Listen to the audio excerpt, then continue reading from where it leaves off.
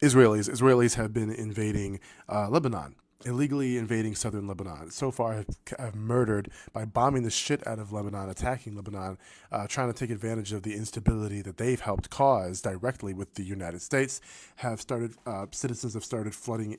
Israeli soldiers have started flooding into southern Lebanon, bombing it, and I think that also includes Israeli citizens. What does that sound familiar? It sounds like Breeding Room. It sounds like something from Yahtzee Germany, some European colonizer shit, expansion westward, the stuff that Israel has been doing to what is essentially Palestinian reservations in Gaza and the West Bank, illegally against the UN, going into Palestinian homes and destroying their homes, stealing their farmland, killing people, murdering people, taking their land, taking their homes, forcefully kicking them out. We've seen this broadcast live for years now, but now they're starting to do that to Lebanon. It is all a part of the greater Israeli project.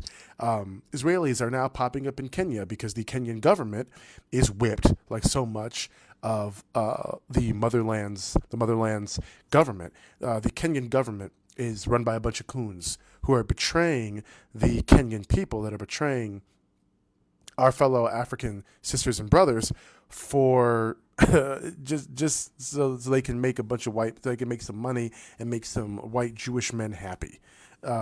It's some plantation stuff. Indoor ninjas versus the outdoor, right? The revolutionaries versus the I'm just going to do whatever is convenient for me. The Judases for the colonizers. That's what's going on in Kenya right now. ISIS graping and impregnating. We talked about this before, but ISIS graping and impregnating and forcibly impregnating women and, let's face it, underage girls, female children. Another The petrodollar, I don't even feel like talking about that, but that is purely on the fault of this regime against Iran. Iran is perfectly in the right with everything that they're doing. Iran does not have the capabilities to strike the United States like California. That's a smokescreen.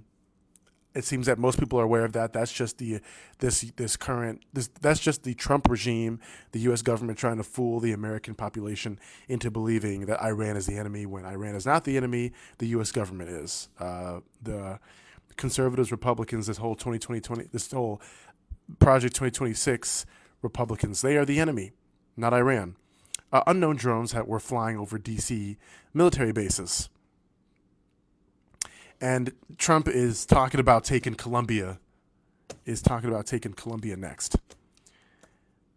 Again, unethically, immorally, no justification for it, and completely breaking not only U.S. laws, but international laws in general, threatening another sovereign nation that is not a threat to us.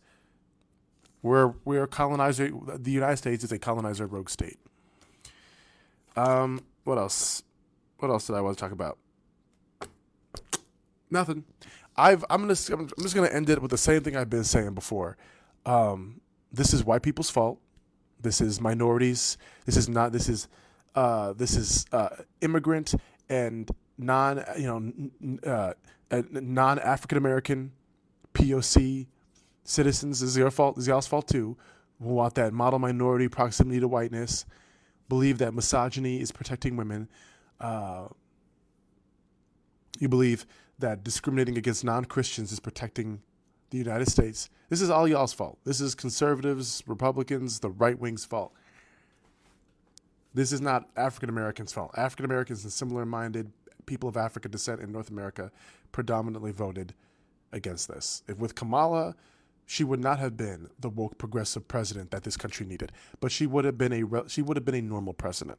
We would have been able to protest safely, to pressure her, to negotiate with her, to communicate with her in a normal functioning U.S. government, right?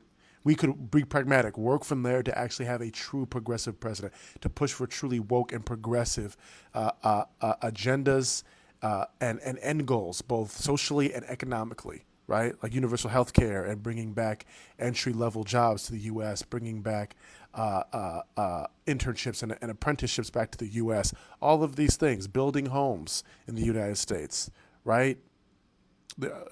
Nationalizing, federalizing the 4-day work week, really pushing forward for more conversations towards reparations and reconstruction for the African American people in the United States. All these things, right? Ensuring that women of all races and ethnicities, especially African American women and Native American women, have access to abortion to protect themselves. Full women having access to full health care, which is their rights as human beings and as people in North America. Giving citizenship to the billions of dollars that we've gotten out of undocumented immigrants. But no. I would be out there putting my life on the line to drag the Republicans out of the White House physically if white people were out there first. We white people need to bend and do that. Y'all need to get all them white people that were out there for the No Kings protest, arm yourselves and drag the Republicans, drag the Do-Nothing Democrats, drag the conservatives and the MAGA and the Project 2025 folks out of the federal government, out of your local governments. This could have ended. Y'all have the power. White folks, y'all have the power to end this, but you don't want to do that. I'm not calling for escalation. I'm not calling for civil war. I'm calling for accountability and responsibility. And that bullshit excuse of, oh, it's escalation. Conservatives are already escalating this. They are already doing Project 2026.